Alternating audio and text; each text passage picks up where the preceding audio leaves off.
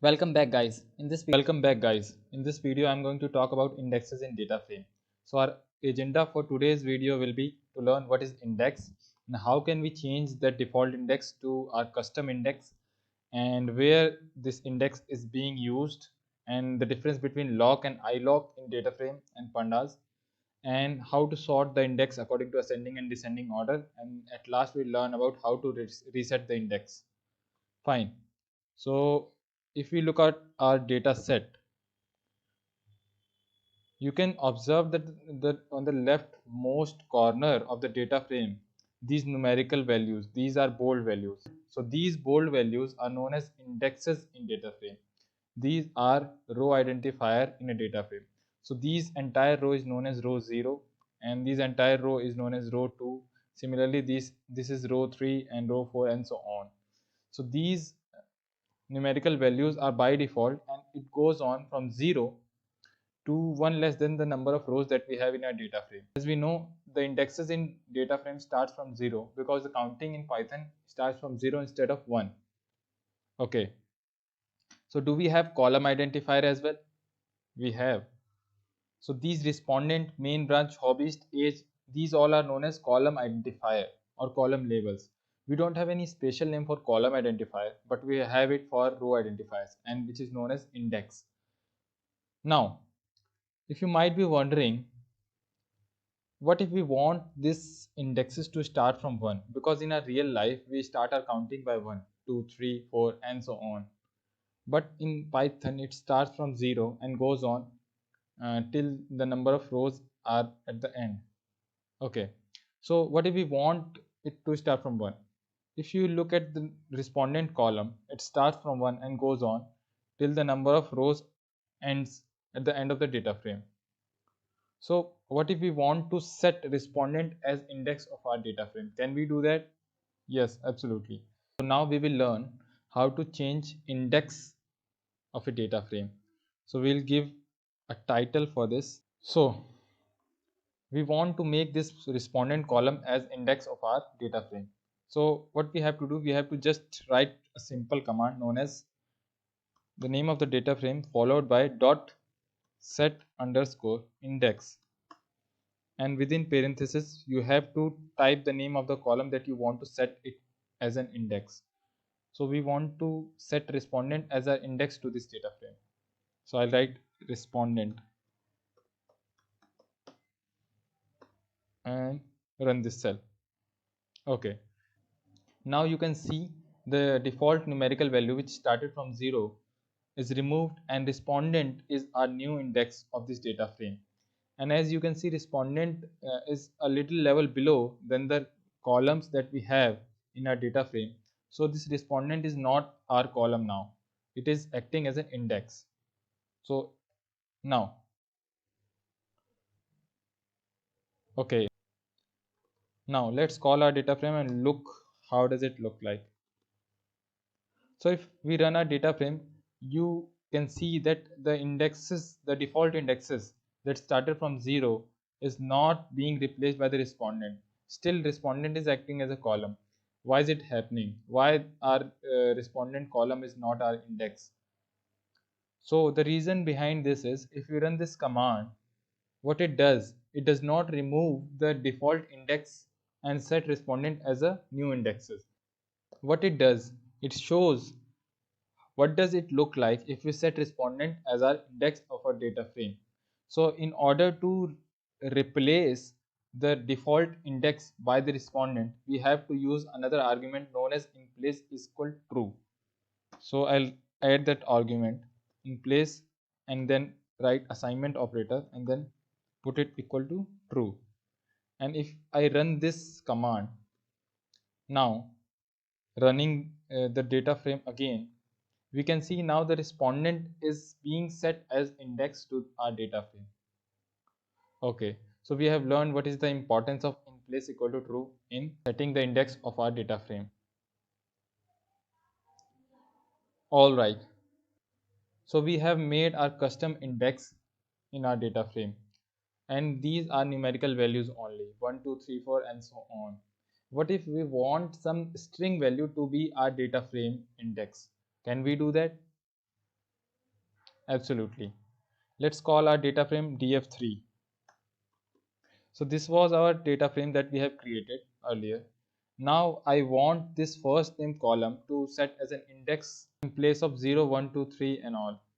So in order to set the index, I'll use the command again df3 dot set underscore index, and then within the parenthesis I'll write the name of the column that I want to set as an index. So first underscore name, and run this command.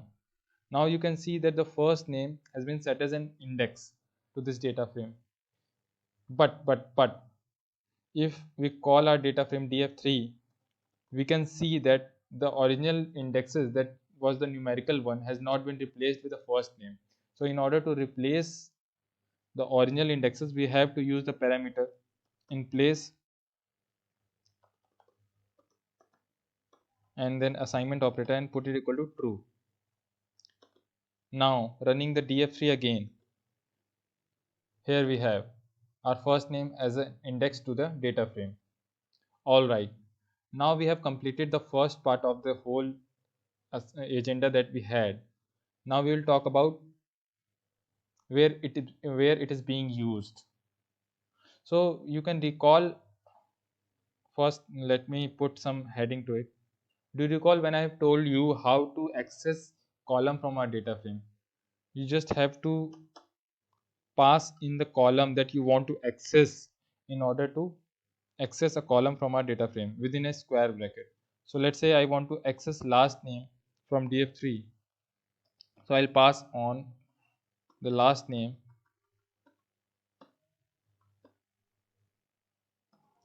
Here we have.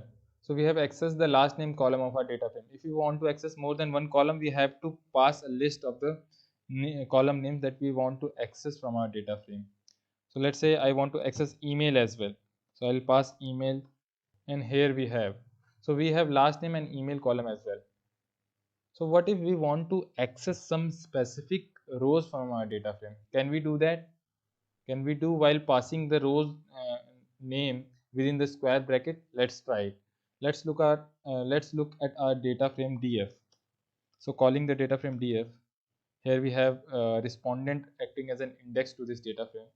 So let's say we want to access few specific rows by passing the row number within the square bracket. So within the square bracket I'll pass the row number 1 comma 2 comma 5.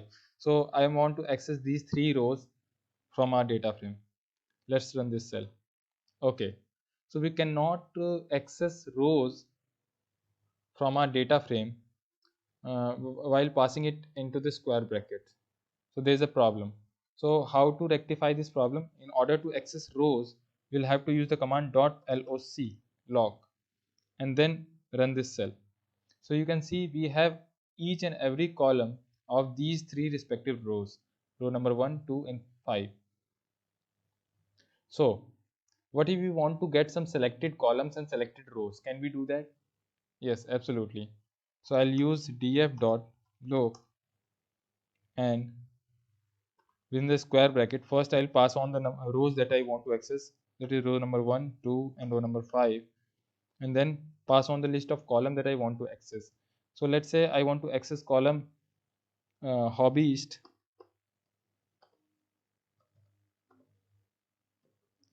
and column age,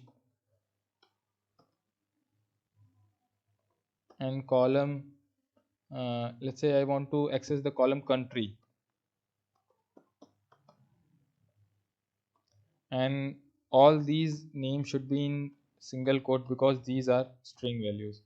So running this cell, so here we have, so we have hobbyist, age and country column for the respondent number 1, 2 and 5.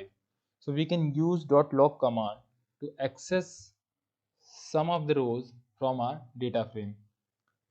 Along with, if we want to access some of the columns, we can specify it in the .log command as well. All right. Now we are going to learn the difference between log and ilog command. So let me put some heading to it. Okay. So what is ilog? So you have seen that we have used loc in order to access some rows from our data frame. Can we use iloc in order to access some rows from our data frame? Absolutely. So let's try it. df.iloc, and I want to access row number 1, 2 and 5 from our data frame. So we have respondent 2, 3 and 6. Why is it happening? Why is it happening? We have responded 2, 3 and 6. Why aren't we getting respondent number 1, 2 and 5 out of it? So let's recall and go back to our original data frame that we had earlier. So this was our original data frame with a by default index. So if you can see the row number 2, that is respondent number 3. If we talk about iloc, it access the original or by default index that we had in our data frame. Even if we made respondent as our new index, it will access according to the older index, which was one less than the index that we have made. Understood? So here, if we have called 1, 2 and 5, it will access respondent 2, 3 and 6 because our original index is one less than the respondent number. It sounds a little bit confusing, but it will be clear if I'll be using this iloc command with that df3 or data frame 3 that we have created. So let's use iloc with data frame 3. Let's call data frame 3 first and look at what are the values here. So we have data frame 3. We have last name, email and first name as an index. Now we want to access this Rizwan and Corey from this data frame. So let's use df.iloc and pass on the column, and pass on the rows that we want to access. So I'll pass on Rizwan. I want to access Rizwan, and I want to access, it's a Corey.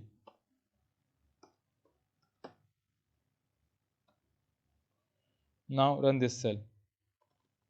Oops, there's an error. So this error is because we are not passing on index values, because iloc, in iloc I stand for index values. Instead of label we have to pass on the index. Okay, so now we have string as our index, but still we have to pass on the earlier index or numerical by default index that was there. So this is index number 0, 1 and 2. So if you want to access Rizwan, we will have to pass 0, and if you want to access Corey, you will have to pass 2. So 0, 1 is for John and 2 is for Corey. So if you want to access Rizwan and Corey, you will have to pass 0 and 2. So let's pass our index number and pass on our df3, and here it is. So if you pass 0 and 2, you'll get Rizwan and Corey out of it. But if you, instead of using 0 and 2, you use the name, that is Rizwan and Corey, that is the name label, then this will show you an error. Okay, but in case of df3.loc and you pass on these index value,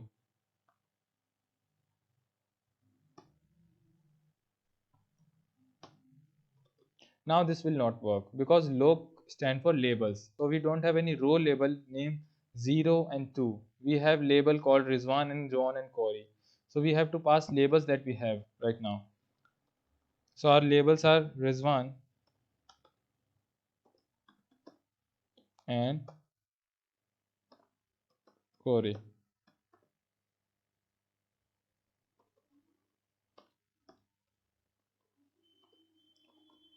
So here we have. So you must have understood the difference between loc and iloc command. Where the loc is used, if we want to access the data frame with a column or row label, then we'll use loc. And if we want to access via indexes, then we will use iloc. Let's try to run this over a column as well. So we want to access Rizwan and Corey, and we want to access email of them. So in order to access email in df3.lock, you will just have to pass on the value called email and then run this cell. Okay, just pass it in.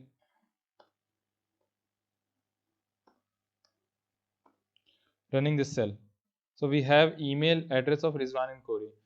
But in order to access email in ilock command, you will have to pass on the index. So index for last name is 0 and index for email is 1. So you'll have to pass 1 within the square bracket. Here it is. So you must have understood the difference between lock and ilock. For lock, we'll have to use the label that we have. For ilock, we'll have to use the indexes that we have in our data frame. Now our next agenda is to learn about the sorting of index. Can we sort our index alphabetically? So we have our data frame 3. This is Rizwan, John and Corey. And what if we want to sort these according to the alphabets? So we want Corey to be first and then John and then Rizwan. So can we do that? Absolutely. For sorting our index, we'll have to just write the command. Okay, so let me add some title before writing command for that. Sorting index.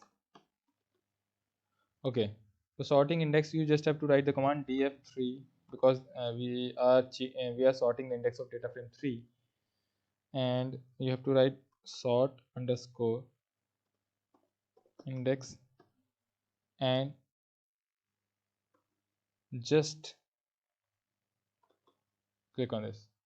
Okay, so by running the cell, it has sorted our data frame according to the ascending order. So Corey is on top, John is on second, and this one is on third. So we have seen that it has sorted our index in ascending order. What if we want to sort this index in descending order? Can we do that? Absolutely. So for that, we'll write the command df3 dot sort underscore index, and within the parenthesis I'll pass on the parameter called ascending and assign it equal to false. By doing so, I'll sort my data frame according to descending order. So this is how we do sorting in data frame. You can sort numerical values as well. So let's look at our data from df. So we can see that the respondent are sorted according to the ascending order. But what if we want to sort according to descending order? So we'll write the command df dot sort underscore index and pass on the parameter called ascending equals false and run this cell. So we have the last respondent first and then decreasing order. Okay, all right. One last thing that I want to discuss with you is to reset our index. So can we reset our index to the by default that was earlier, starting from 0 and then going towards 1 less than the number of row that we had? So can we reset our index to the previous values? For example, let's call this data frame 3, and instead of Rizwan, John and Corey, I want the by default index 0, 1 and 2. Can we do that? Absolutely. So let me give some heading to it.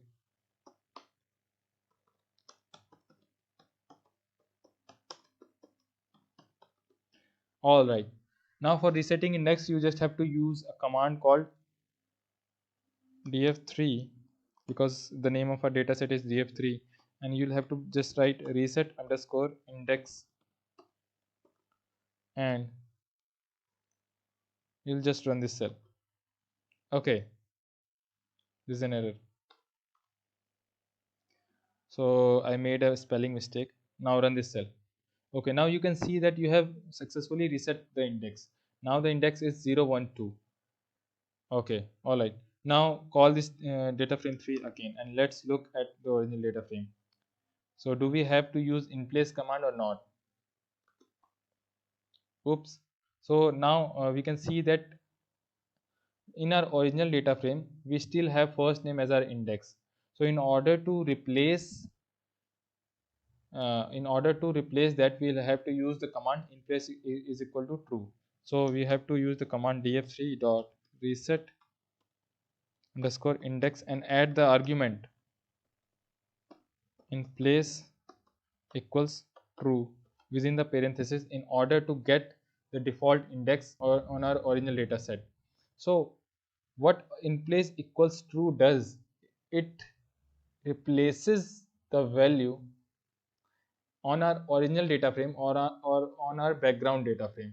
So running this cell and now calling this df3 again, we can see that it has replaced the first name index with the by default index on our original data frame. But while without in place equals true, it was showing the by default index, but it did not change it in the background data that we had. So in df3 we still had our index as first name. Okay, let's try to reset the index of our df data frame. So let's call this data frame first. So we have a respondent as our index. What if we want to set a respondent, instead of respondent we want to set by default index that we had in our Python data frame? So can we do that? Yes, absolutely. df dot reset underscore index, and then you'll have to use in place. Okay, first run it before in place equals true. So if you run this, you'll see that the by default index is there. But if you look at our parent data frame, respondent is still the index of our df data frame. So in order to replace that, you will have to use the command in place equals true and then run this command. Now calling our data set again, and here we have. So we have reset our index to 0, 1, 2, 3, which was the by default index of our data frame. Can we sort this by default index as well? Absolutely. So in order to sort this by default index in descending order, I'll use df dot sort underscore index, and within the parenthesis I'll pass on the command called ascending equals sorry equals false. So it will sort our data frame in descending order. So let's run this command and see whether it sorts or not. So here we have. So we have sorted our data frame into the descending orders, and we can see the bottom 5 rows first and then top 5 rows in the bottom. Okay, all right. So this is it for index, guys, and I think I have covered almost everything in indexes. And in the next lecture we will talk about something called filtering in data frame, and how we can use filter in order to get some desired output from our data frame. All right guys, see you there in the next video.